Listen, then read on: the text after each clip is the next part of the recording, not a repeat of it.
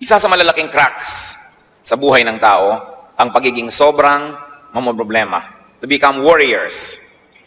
Kung inyo pong susuriin ang inyong sarili at pipili lang kayo sa dalawa, and you're going to identify yourself, are you a warrior or not a warrior? Isang magandang katanungan. Ano po ang ating classification? Kayo ba ay mapag-alala o hindi? Kayo ba ay mahilig mang problema o hindi? Worry robs people of happiness. Worry robs people of peace, even of the essence of life, even though at times, and many times, in fact all the time, worrying does not really solve anything. What is the difference between being responsible and being worrisome na maging mapag-alala? Kung ano mga pinag-uugatan at nagiging bunga ng sobrang pamomroblema at pag-aalala. Salamat po, Panginoon, sapagkat maaari kaming lumapit sa inyo. Salamat po na hanggang sa kalit-liit ang sulok ng aming buhay kayo interesado. At meron po kayong nakalaang pagpapala sa bawat bahagi, bawat panahon ng aming inilalagi dito sa mundo. Sa aming pagtitipon ngayon, Panginoon, iwawaksin namin ang lahat ng uri ng gawa ng kasamaan. We reject, rebuke, and drive away in the name of Jesus any presence and any work of evil in our midst.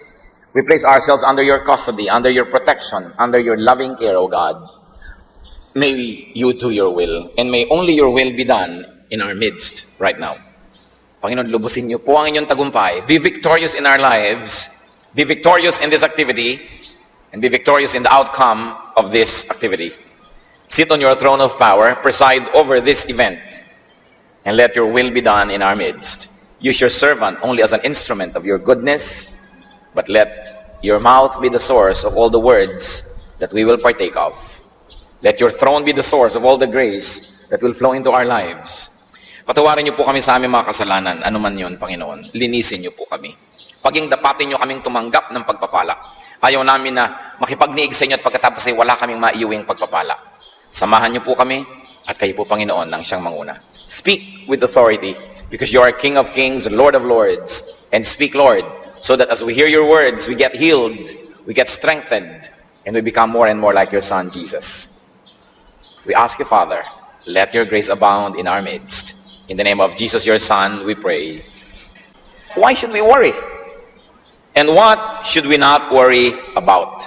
At yan po ang ating unang pag-uusapan, what not to worry about. Matthew 6:25, therefore I tell you, do not worry about your life, what you will eat or drink, or about your body, what you will wear. Napakahalaga po na namnamin natin ang kahulugan ng mga salitang ito. Ang Panginoon ang nagsasabi nitong Matthew 6, buong chapter 6. At sabi niya, therefore I tell you, do not worry about your life, what you will eat or drink, or about your body, what you will wear. So do not worry about food and drink. Do not worry about clothes. In other words, do not worry about basic needs. Ano po ang dahilan? Why may we not worry? Because God knows you need this. Because God cares for you more than you care for yourself, and because God will provide. Matthew 6:26, in the same chapter, the Lord Jesus says and tells us why we should not become warriors. Look at the birds of the air. They do not sow or reap or store away in barns, and yet your heavenly Father feeds them. Are you not much more valuable than they? Napakasimple po ng logic. Sa katunayan, ito na yata ang isa sa mga pinakamadalas na i-quote natin na verse. Sapagkat sabi nga ng matatanda, ang paalala ay gamot sa taong nakalilimot. Dahil kahit na gaano karaming beses na pinag-uusapan at pinag-aaralan, itong mga bagay na ito, ang nagiging ending pa rin, the people of God are warriors. Lagi pa rin nag-aalala, lagi pa rin namomroblema. Matthew 6:28-30. And why do you worry about clothes? See how the lilies of the field grow, they do not labor or spin. Yet I tell you, not even Solomon in all his splendor was dressed like one of these. If that is how God clothes the grass of the field, which is here today and tomorrow is thrown into the fire, will he not much more clothe you, O you of little faith? Sabi, bakit nag-aalala ka sa iyong susuotin? Ang mga damo ba gumagawa ng tela, nagtatahi ng damit? Pero hindi. Pero si Solomon, kahit ang yaman-yaman niya at pinagpala ng Diyos, kahit kailan, hindi nakapagbihis ng kasing ganda ng pananamit ng mga damong ito. Tamang-tama ang kulay, tamang-tama ang blending, ang harmony ng design. Sabi niya, kung yung damong buhay ngayon, bukas lantana at sinisigan na lamang, dinadamitan ng maganda, ikaw pa kaya? Taong maliit ang pagtitiwala. So do not worry about these things, and also do not worry about the future. Again, in chapter 6 of Matthew, verse 34, Therefore, do not worry about tomorrow, for tomorrow will worry about itself. Each day has enough trouble of its own. And why not? Why not worry about tomorrow? Because tomorrow will take care of itself. That is the logic. Pero kahit ilang beses na nating nadinig ito, sasabihin, ang daming beses ko nang nadinig yan sawang-sawa na ako marinig yan. Ang itatanong ko, napatigil na po ba kayo mag-alala? Sa ilang beses nating nadinig ito. Kaya dapat madinig pa ulit-ulit.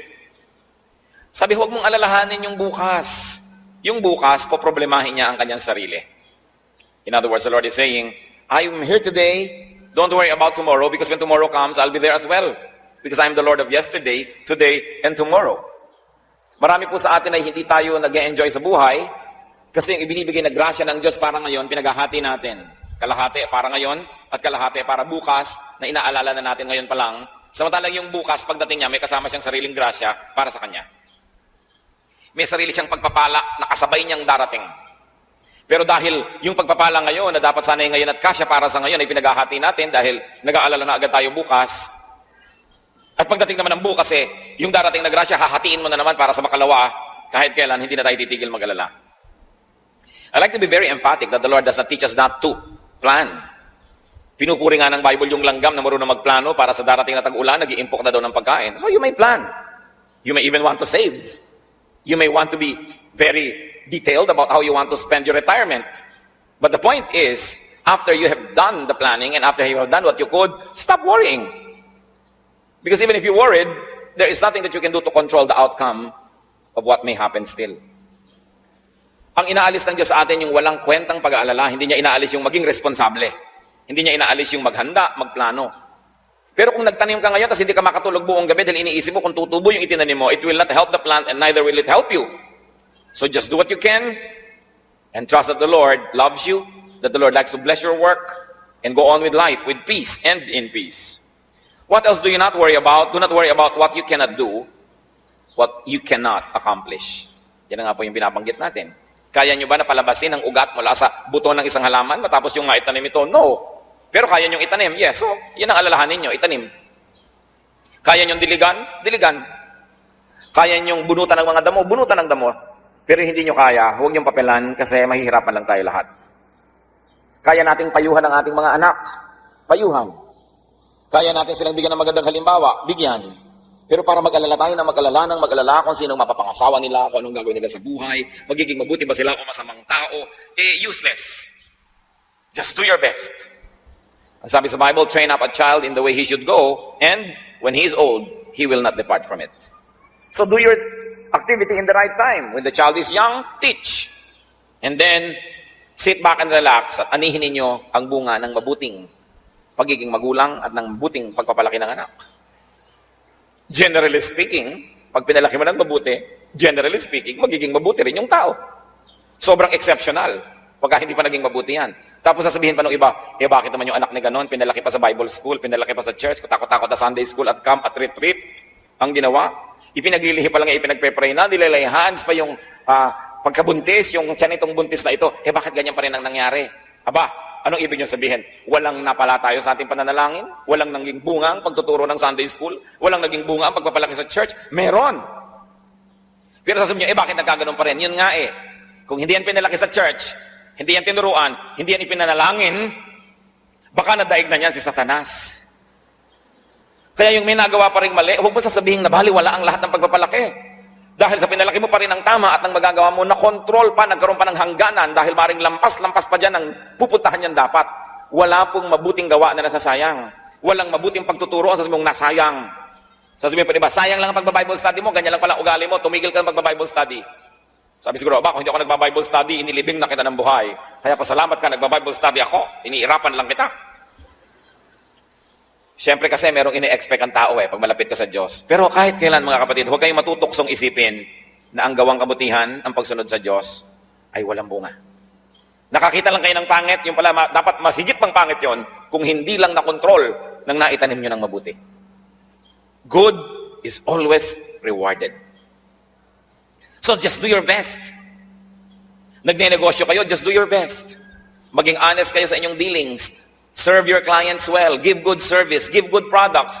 Huwag kayong mag-alala sa competition. Yung iba ang kanilang ginagawa ng paraan, paano papatayin yung competition, paano gagawa ng mali, paano gagawa ng foul. Ang gawin nyo lang, just be good. Because your goodness will be your own attractiveness. Hindi nyo kailangang sirain ang inyong kapwa para kayo maging matagumpay. Ang kailangan nyo lang maging mabuti. Don't worry.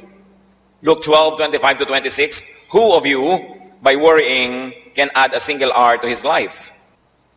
Since you cannot do this very little thing, why do you worry about the rest? Tama nga naman.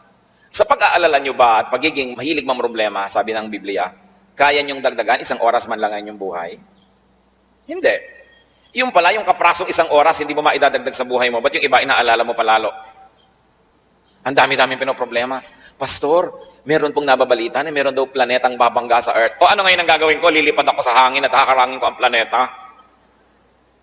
Kung ngayon nabalitaan kayong ganyan at hindi ipanalangin nyo at pagkapanalangin, tama na dahil ano magagawa natin kung may pagkalaki-laking kometang babangga sa Earth?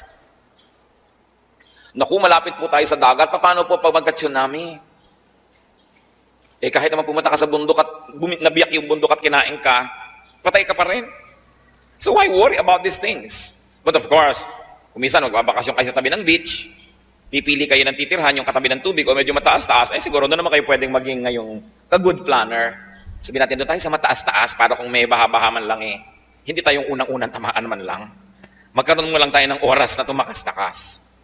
Pipili kayo ng kwarto sa hotel, pinipili nyo man lang sana yung kung meron kayong kakayanan yung mas malapit sa fire exit. O tinitingnan nyo, nasan ba ang fire exit nito? Hindi masama yung ganun, hindi worrying yon. Because you do what you can. Pero yung buong gabi hindi na kinakatulog dahil baka may sunog. Hindi na nga natuloy yung sunog, nangayayat na rin kayo.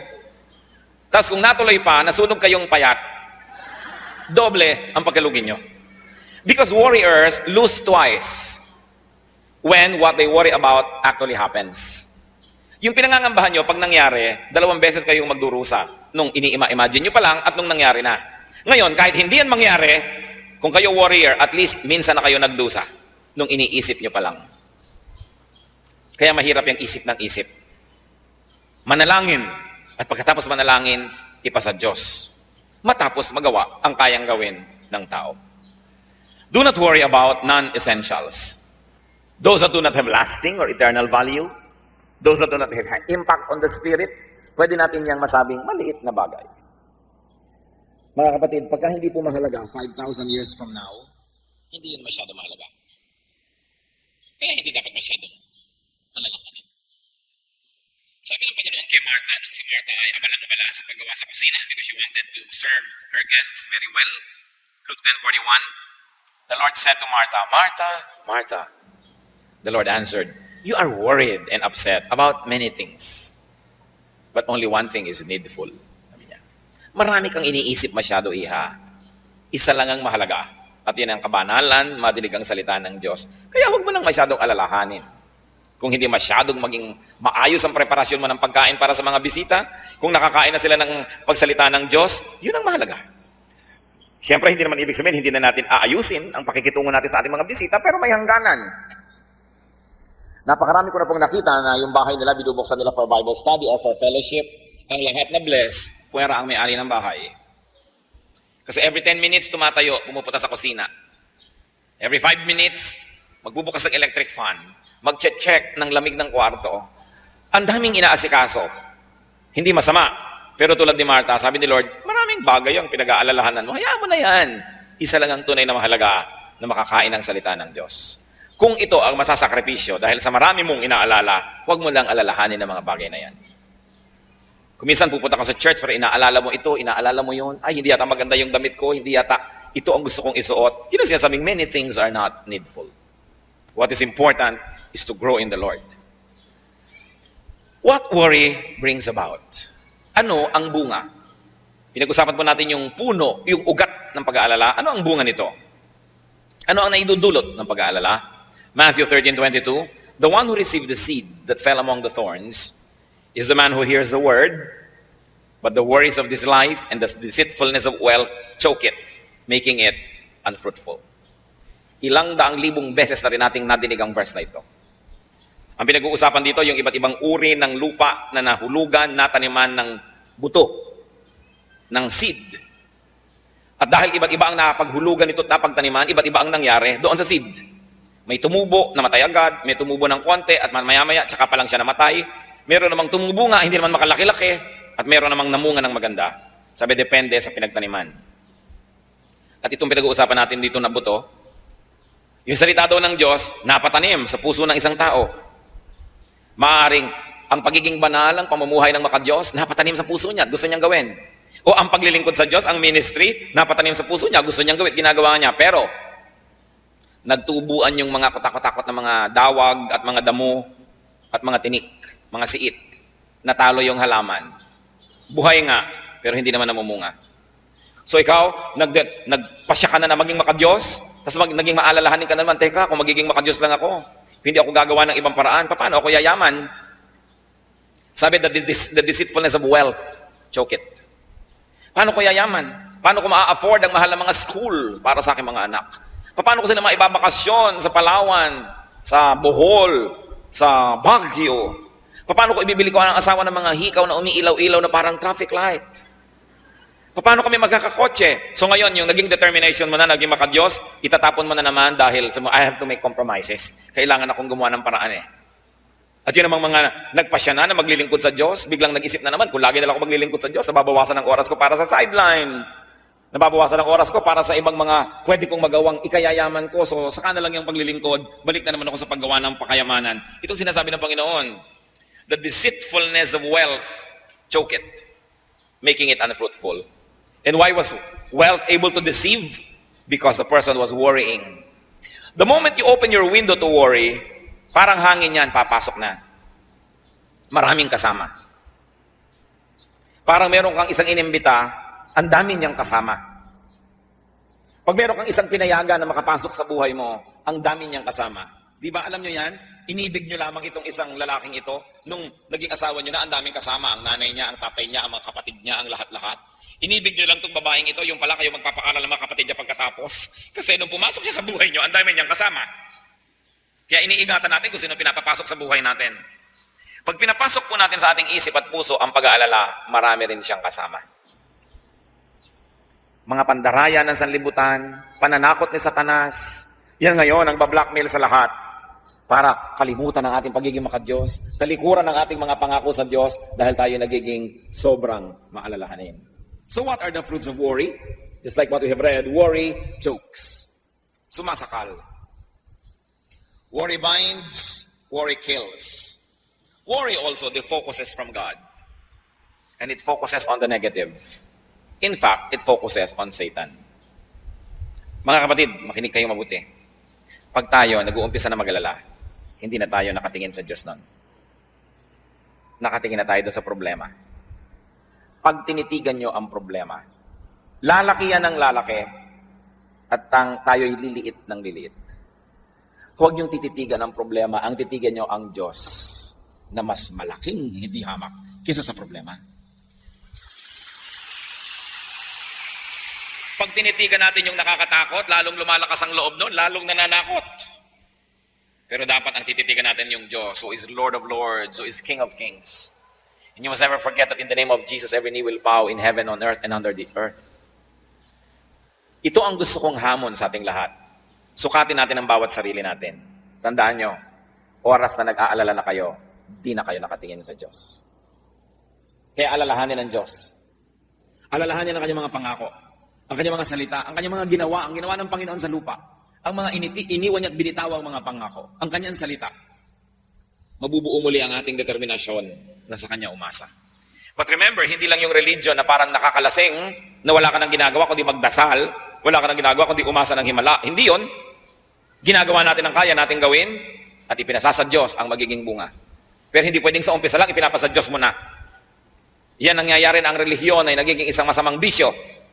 Kung ang tao hindi na gumagawa ng tama, ng mabuti, at iniaasa na lang sa himala ang lahat ng bagay.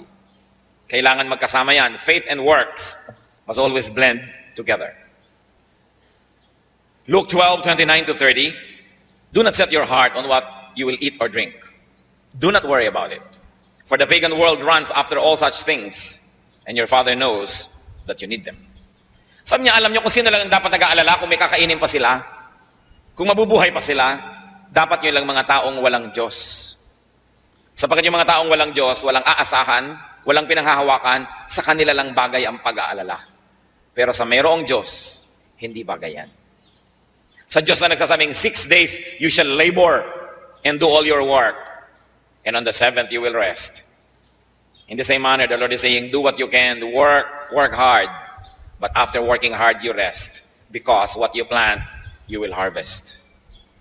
Kung anong itinanim mo, aanihin mo rin. Sabi, hindi bagay sa inyo na mayroong mga Kristo sa puso ang pag-aalala. What else does worry bring about? Worry drains energy. Naranasan nyo na ba na managinip na hinahabol kayo ng kung ano man o sino man?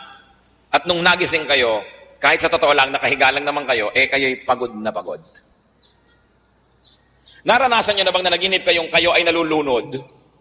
At nung nagising kayo, talaga namang habol-habol nyo inyong hininga.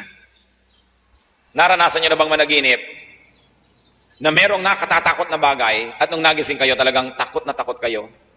Panaginip lang yon, hindi yon totoo. Ganon din ang pag-alala.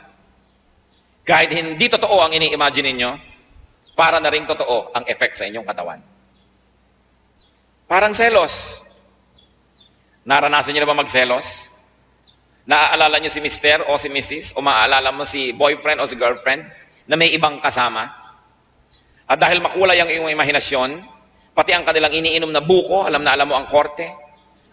Pati yung kortina sa kanilang likuran ay alam na alam mo. At pati ang kanilang ginagawang pagsusuyuan ay alam na alam mo ang detalye. At tapos nagiinit na ang iyong tenga at tumitirik na ang iyong buhok at lumalabas ang iyong mga pangil at mga kaliskis. At galit na galit ka na at tumatahip ang dibdib mo. Pero ang totoo lang nasa isip mo pa lang yon. Yan ang power ng imagination. Kaya dapat yung pag-imagine natin, mga kapatid, ginagamit natin doon sa positive. Yung iniisip mo kung paano ka bubuti sa buhay, anong magagawa mong mabuti sa lipunan, yung kabana lang magagawa mo, iniisip mo pa lamang nag-uumpisa na mangyari. Pero yung negative, iniisip mo pa lang, umaani na ang katawan mo ng napakaraming lason. Kaya ang lagi sinasabi ni Lord yung, do not commit the sins of the mind. The sin of imagination. Because even if it doesn't become physically real, the effects will already be toxic to you. Apektado ka na agad yan. So, it drains energy. Nakakawala ng lakas ang pag-aalala. Proverbs 12:25, an anxious heart weighs a man down. Yang pusong maraming dala, mabigat na mga dalahin, nakikita mo sa muka, nakikita mo sa katawan ng tao. Kasi kahit po hindi totoo yung mangyari, pag sa mind mo nangyari na, nagkakaroon na ng chemical changes in your blood. Nagkakaroon na ng changes sa ating katawan and it becomes difficult for our body to bear it. That's why Satan wants you to worry. Because Satan is a thief. He comes only to steal, kill, destroy. That's why he wants you to worry. He gives you all reasons to worry. And then he sends people to you to whisper things into your ears to make you worry. Nararanasan nyo ba na tahimik ang inyong buhay, ang saya-saya nyo, may darating na tao, ang dadalhin lang niya, nakakapag-alala, pero wala naman siyang dalang solusyon? Avoid such people. Worry destroys faith in God. As we have said, you begin to focus on the problem, not on the solution. You begin to focus on the negative, not on the positive, not on the power of God. So it destroys confidence in God. And without faith, it is impossible to please God. And if God is not pleased, His blessings will be withheld. That's why Satan wants you to worry, because when you worry, you lose faith. When you lose faith, you lose your connection to God. And then he begins to corner you. And he begins to play with your life. That's why Satan wants you to worry. Worry gives the devil space. Kaya sabi sa Ephesians 4:27, do not give the devil a foothold. Huwag mong bibigyan si Satanas ng kahit konting espasyo. Dahil makakagawa siya ng paraan na pag nakapasok na siya sa iyong puso, palakihin ng espasyo na yun. And worry gives the devil a foothold. How not to worry then? Paano? Jeremiah 17:7-8. But blessed is the man who trusts in the Lord, whose confidence is in him. He will be like a tree planted by the water that sends out its roots by the stream. It does not fear when heat comes. Its leaves are always green. It has no worries in a year of drought and never fails to bear fruit. What is the way to blessedness? Sinasabi dyan, trust in the Lord. Why do we worry? Because we trust in ourselves and we know that we ourselves cannot be that powerful to contain and to solve our problems. Why do we worry? Because we trust in other people. Then, the complicating worry is, what if those people left us? What if they do not come on time? What if they fail us? Then you worry. We worry because we trust in things. We say, I am okay because I have a lot of money. We're okay because we have a good house, because we have this, because we have that. So what is the complicating problem? Hindi ka natitigil magbantay ng kayamanan mo, ng bahay mo, ng bagay mo, kasi doon ka na nakaasa. Nakaasa ang iyong prestige sa magandang kotse, kaya konting gasgas lang, pinaproblema mo na. Ang layo-layo sa bituka. Kikipag-away ka dahil nagasgasan yung kotse mo. Dahil ano ba yun? Inaasahan mo na yun na magbibigay ng ningning sa iyong pangalan? Kasi kung sinasabi mo lang, ito ang magbibigay sa akin ng transportasyon so that I could travel from point A to point B, ano ba naman konting bangas dyan, konting ukad dyan, basta umaandar ka at safe ka. Pero dahil siguro marami kang ibang inaasahan na ibibigay sa iyo ng ganda nun, kaya ka ngayon namang problema. May dumaan lang na konting tricycle, nakatingin ka, baka magasgas ang kotse mo. Kaya nakikita mo, mga taong barong Tagalog pa daw, naka-Amerikana, halos magbakbakan doon sa sulok, sa isang kanto, at yung nakahambalang ang sasakyan nila, inabala nila ang buong syudad dahil nagkagalusan ng konti. Hindi pa tinamaan ang katawan nun, kotse pa lang, nagpapataya na. Ano pa kung yung kamay niya ay nadurog? Marami kasi tayong ginagawang at minamanufacture na problema. Kanino po ba tayo nagtitiwala? Pag ipinagtiwala nyo na ang ligaya nyo sa buhay sa isang tao, kahit pa asawa nyo yon, anak nyo yon, magulang nyo yon, at siya na ang pinagtitiwalaan nyo, magbibigay sa inyo ng mga kailangan nyo at kaligayahan at lahat-lahat, ano nangyayari? You become possessive. Kaya yung taong walang iniibig, tariyapa ang buhay. Subukan yung mainlabat. Napakarami kayong magiging worry, nag-aalala kayo, nagseselos kayo. Mapatingin lang sa iba, nag-aalala na kayo. Kung ano-ano na, kaya kung ano-anong operasyon ang ginagawa sa mukha dahil tingin ng asawa sa iba. Sabi mo, di tumingin ka nga, bahala ka, basta nagagandahan sa akin ng Diyos, ginagawa ko ang best. At ang kaligayahan ko sa Diyos ko, iaasa ko. Nandiyan ka, salamat sa Diyos, at kung wala ka, may Diyos pa ako. Pero oras na iniasa mo lahat sa tao, ano mangyayari? You will possess that person, and you will guard that person, and you will never be able to sleep. Meron pa po ng mga ginang na naglalagay ng mga panghuli ng daga nakapaligid sa kama nila. Dahil baka daw ang mga katulong nilang babae puntahan ang kanyang asawa sa gabi. Aba, hindi ako nagbibiro. Kung siya ngayon ang maihi sa gabi, at nalimutan niyang marami siyang inilagay doon. Isipin niyo pag-alala, bakit sobra ko naman itong babantayan? Diba kung ayaw naman niya sa akin? Di we both lose. Pero yung para ko lagi naghahabol, check ka ng check, nasan ka na, wala ka na sariling buhay nun. Why? Dahil iniasa mo na ang iyong kaligayahan sa iba, na yung pag-ibig lang niya ang makakabigay sa iyo ng buhay. Kaya sinasabi ng Bible, love the Lord your God with all your heart and with all your soul and with all your mind. Because when you love God and you make Him number one, you are sure that your number one will never leave you. So kung may asawa ka, dapat number 2 lang yan. May anak ka, number 3. Kasi dumating umalis yan, nalulungkot ka, iniinda mo, pero buhay ka pa. Kasi may Diyos ka eh. Pero pag tao na ang ginawa mong Diyos, wala ka nang gagawin sa buhay kundi mag-alala. So kung hindi, talagang napaka-faithful lang mister ko, talagang mahal na mahal ako niyan. Okay. Tuwing sasakay naman niya ng aeroplano, nervyos na nervyos ka. Tuwing magbabiyahe, wala ka nang ginawa kundi mag-alala. Kasi anino ka na lang niya, hindi ka na tao eh. So mahal kita, nag-aalala ko para sa iyo, ipananalangin kita. Ayoko po sanang kunin ka ng Panginoon, sana kunin tayo sabay, magka-holding hands. Pero kung kinuha ka na, malulungkot ako siyempre, pero ipagtitiwala kita sa Diyos at ipagtitiwala ko pa rin ang sarili ko sa Diyos. Yan ang pinagkaiba ng may Diyos.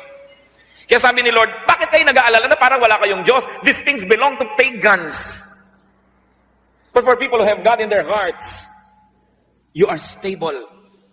Nauuga ka lang ng konti. Nawalan ka ng kayamanan, nauuga ka ng konti. Nawala ang mahal natin sa buhay, nauuga ka ng konti. Kasi ang tibay-tibay ng Diyos na nasa kalooban mo. Kaya ang gusto ng Diyos, number 1 siya eh. Hindi para dahil lagi na lang siya gusto niyang sikat siya.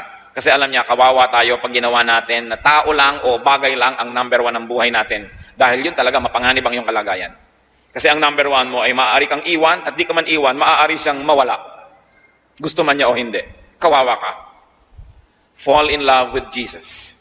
Continue to develop your loving relationship with Jesus. It will correct your all other loving relationships. With people, with things, even with your pets. Malalagay sa tamang lugar ang lahat, and you will become stable. Nagiging matining ang loob ng isang taong may pag-ibig sa Diyos. At ang pag-ibig sa Diyos, ang pakikipag-ibigan sa Diyos ay pumupuno ng lahat ng kulang ng puso ng tao. But inside every man's heart is a God-sized vacuum that only God can fill. That even if you had people, if you had things, if that vacuum for God is not filled, you will always be empty. That's why there are many people who are running on empty. Nagtataka sila, meron naman akong bahay na maganda, meron naman akong pamilya, meron naman ako nito, bakit kaya kulang ang buhay ko? Hindi nila natatanto na maaaring ang Diyos ang kulang sa kanilang buhay. Pero pag yung lugar ng Diyos puno na ng presensya niya, kahit kulang-kulang yung iba, hindi mo yun gaanong iniinda. Although God wants you to have all of these chambers of your heart filled, dahil hindi naman siya maramot. Pag po tayo mapag-alala, isa ang bagay ang tiyak, hindi ganon katibay ang relasyon natin sa Diyos.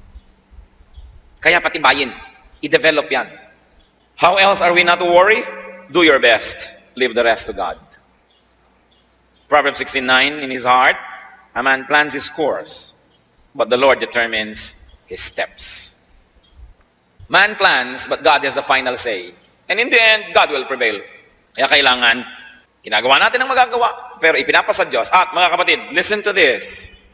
Tinatanggap ang kalooban ng Diyos. Kahit hindi yon ang kalooban natin. Nagtitiwala na lagi siyang tama. That when you do not agree with God, doubt your scholarship. But do not doubt God. Because God cannot be wrong. Proverbs 19:21, many are the plans in a man's heart, but it is the Lord's purpose that prevails. So who is going to be a happy man or woman? That person whose plan is to obey God. That person who opens his heart to the plans of God so that God's plan will happen. Because even if you plan against God's plan, it is God's plan that will prevail. At kung makikipag-contest ka sa Diyos, paano ka mananalo? Masaya ang taong sa umpisa pa lang, hinahanap na niya agad. Ano po bang kalooban niyo, Lord? Yun na lang ang gawin natin. Kasi yung kalooban niyo naman ang laging matutupad. Bakit ko sasayangin ang oras kung makipaglaban sa inyo? And what is the meaning? One meaning of being godly is when your will becomes patterned after the will of God. Kung yung gusto na natin mangyari sa buhay natin, ay yun naman talaga ang gusto mangyari ng Diyos, isa yun sa ibig sabihin na maka-Diyos tayo. Hindi sabihin maka-Diyos ako, pero lagi ka nakikipagtunggalin sa Diyos dahil iba ang gusto mo at iba ang gusto ng Diyos. E di all the time, para na lang laging contest yan. Sino ang magkakaroon ng payapang buhay? Yung ang gusto ng Diyos at gusto niya ay iisa na. Pareho na. Then mapayapa ang ating buhay. Kaya gusto natin ay lagi nating malaman ang salita niya, makilala siya, para maiayon natin ang ating pag-iisip, ang ating buhay sa Kanya. Be sensitive to God's will and to God's purpose. So in life, you define what is doable and you define what is not doable. Do not worry about the undoable. Just do your best. Leave the rest to God. How else are we not to worry? Plant good seeds. Do not plant bad seeds. Proverbs 11:18, he who sows righteousness reaps a sure reward. And Proverbs 22:8, he who sows wickedness reaps trouble.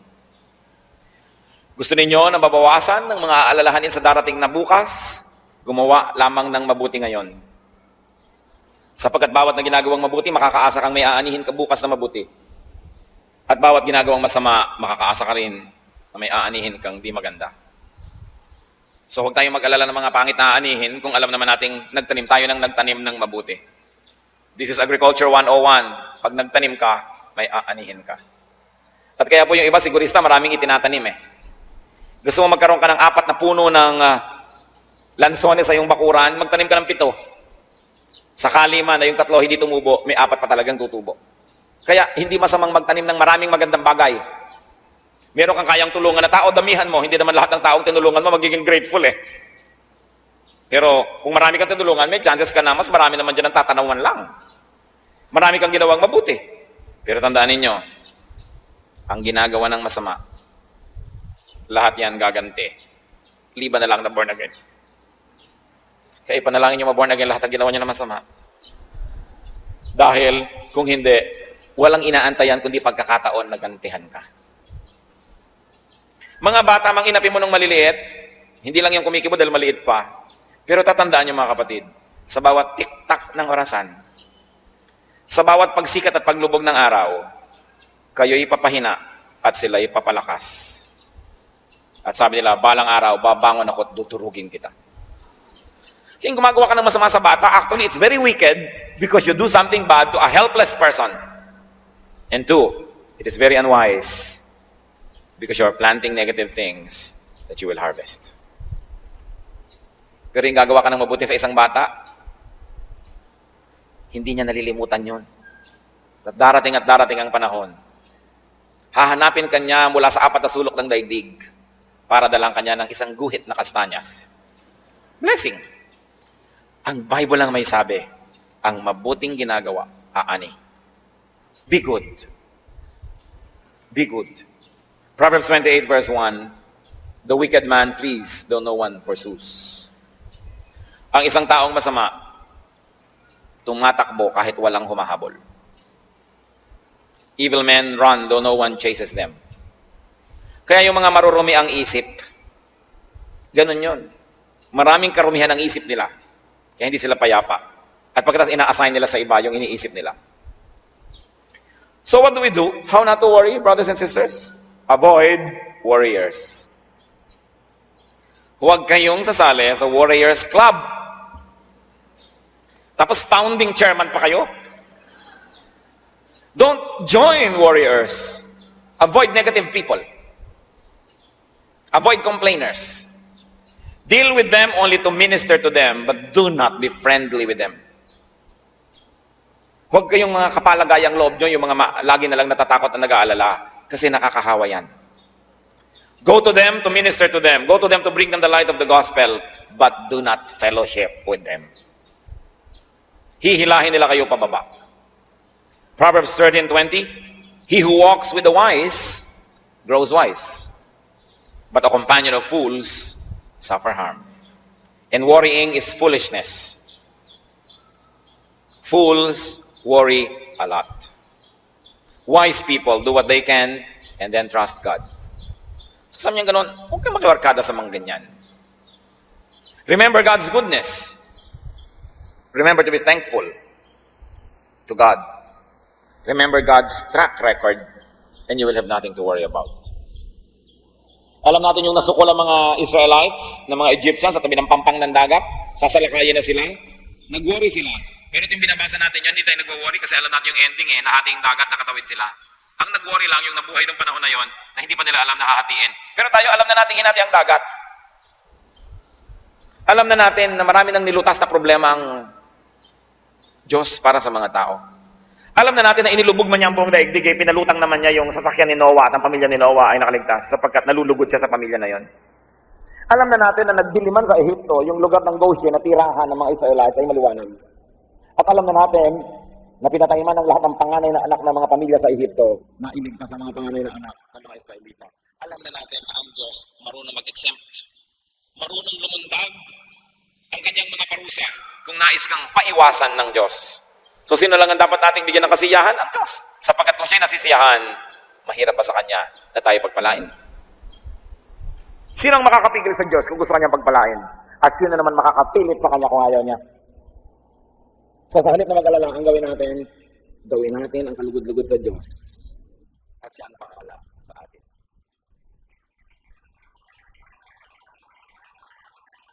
Napakaganda ng word na bahala, inaakala, iniisip ng marami, na itinagmumula sa salitang bathala. Dahil hindi rin sinasabi ng mga tao na, bad traits of the Filipino, bahala na habit, as if it's kesera-sera. What will be, will be. Kesera-sera ba yung bahala? Pag sinabi ng kuya mo, namatay ang mga magulang mo, sabi ng kuya mo sa'yo, akong bahala sa'yo, ibig sabihin ba na, kesera-sera? So I'll be responsible for you. Pag sinabi mo sa tiyo mo, tiyo, kayo akong bahala sa amin, ang ibig ko sabihin ng kesera-sera, pakitanong what will be, saan mo kayo ako mag-alala sa amin? Pag sinasabi mo sa katulong niyo sa bahay, biling, aalis ako, pag may sunog, bahala ka. Pag ibig sabihin niya, tatakbo na lang sa mundo, inaasahan niyo dala niya ang aparador. Inaasahan niyo, pag bumaha, lulupasin niya yung problema. Pag sinabi mong bahala ka, ibig sabihin, I'm giving you responsibility.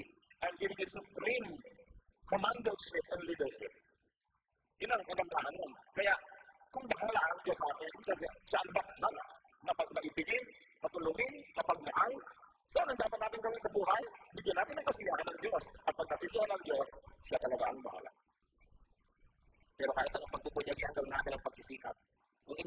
natin ng Diyos, ino-offend natin siya, masasayang lahat ang ating pagsisikap. Huwag tayong malilibang kahit kailan. Pleasing God is the primary duty of our life. Not to please yourself at the expense of your relationship with God, because that will work on the reverse. Psalm 31:19. How great is your goodness, which you have stored up for those who fear you, which you bestow in the sight of men on those who take refuge in you. Worry is like a tree. It has roots. Uproot it and it will wither. Uproot the tree and you will not have to harvest and to eat poisonous fruits. Sino po sa atin ang nahilig mag-alala? Yung mo tayo sa Panginoon at ipagtulos. We have to be set free from the deceptions of darkness. Alala lang, wala namang nangyayari. Wala namang magandang bunga. Pinapalungkot lang tayo lalo, ginugulo tayo. Unang-una ipatawag ko, Panginoon, sa amin ang pagiging mapag-alala. Nangangahulugan itong kami tumitig sa iba't hindi sa inyo. Patawarin niyo po. Ang bawat isang ngayon ay kumikilala niyo at humihingi ng tawad. Kalabatan niyo po. Bigyan niyo ng linaw ang pag-iisip na makilala ang dapat kilalanin, maunawaan ang dapat maunawaan. Makita ang liwanag ng iyong salita, the logic of your promises, O God. May we connect the dots and may we see how to apply in practical terms all the lofty ideals of Scripture and all of these wonderful ideas that are in your book, the Bible. Lord, let your truth live in our hearts. Maging totoo sa aming pag-iisip, sa aming pagkilos at paggawa, ang mga katotohanang pinag-aaralan namin sa tuwina. Set your people free, O God, from this needless spirit of worry.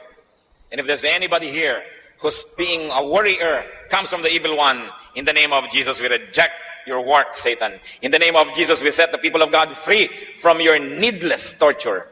And we set ourselves free to receive the grace, the peace, the wisdom that comes from God. Pinuputol namin ang aming kaugnayan sa anumang masasamang espiritu. At kung pagiging maaalalahanin ay nagmula sa mga minanang masasamang ugali sa mga kamag-anak, mga minana na relasyon sa mga masasamang espiritu, sa pangalan ng Panginoong Jesus, ngayon pinuputol namin ito. We wash ourselves with the blood of Jesus and declare ourselves your people, not pagans. Therefore, worry is not for us because we have you as our living God. O God, let your light shine upon these people. Let your face shine mightily and powerfully upon us. At nawa ang kaliwanagan mo ang magbigay sa amin ng kalayaan mula sa gawa ng kadiliman. At tuwing darating ang panahon na matutokso ang iyong mga anak na muling maging mapag-alala, Panginoon, ipaalala mo, kayo ang nangangasiwa, kayo ang Diyos, kayo'y nakaupo sa inyong trono at kayo'y Diyos ng mga Diyos at hari ng mga hari. Kayo ang solusyon, kayo ang sagot sa aming mga tanong at mga suliranin. Huwag kami kahit kailan magtiwala sa sarili lamang o sa kapwa-tao lamang o sa mga bagay lamang, kundi sa iyo kami lagi magtiwala. Palayain mo ang iyong mga anak, Panginoon, at nawa sa mga nalalabi pang araw na ipahihiram mo sa amin sa maiksing buhay na ito, malaman namin ang ibig sabihin ng tiwasay na pag-isip. Malaman namin ang ibig sabihin ng payapang buhay. Kahit lahat ng gusto namin ay wala dyan, kahit maraming sa tingin namin ay kulang, yung kapayapaan mo ang pumuno sa amin at yung pagtitiwala sa iyo ang magbigay sa amin, Panginoon, ng tibay ng loob. Palayain mo ang iyong mga anak, alang-alang sa dugo ni Kristo, na ibinubo para sa iyong mga anak, Panginoon. Hugasan mo kami mula sa aming mga karumihan. Palakasin mo kami mula sa aming mga kahinaan. Hanguin mo kami, Panginoon, sa mga kinasadlakang mga suliranin at mga pag-aalala. At nawa, Panginoon, in whatever station in life, in whatever amount of blessedness you allow us to have, may we continue to focus on you and may we rely on you alone. We rebuke your work, darkness. We rebuke your work, Satan, in the name of Jesus Christ, our living God. We declare ourselves the people of God. Therefore, entitled to the promises of God. Mga kapatid, angkinin ninyo ang mga pangako ng Diyos. Huwag kayong padaya kahit kanino man, kahit kailanman. Mabuhay kayong may kapayapaan at ang ating unahin, ang ating pagiging makadiyos, ang pagtrabaho ng tama at ang pagpapala ng Diyos di magkukulang ayon sa kanyang mga pangako. Salamat po, Ama. Salamat sa pagpapalaya mo sa iyong mga anak ni kailanman sa buhay na ito. Huwag mo kaming payagang madaya muli ng pag-aalala. Turuan mo kami, Panginoon, sa iyo lang humawak, sa iyo lang sumunod, sapagkat kayo'y mapagmahal at kayo ay Diyos namin. Salamat sa iyong presensya. Salamat, Ama, sa pangalan ng iyong anak na si Jesus.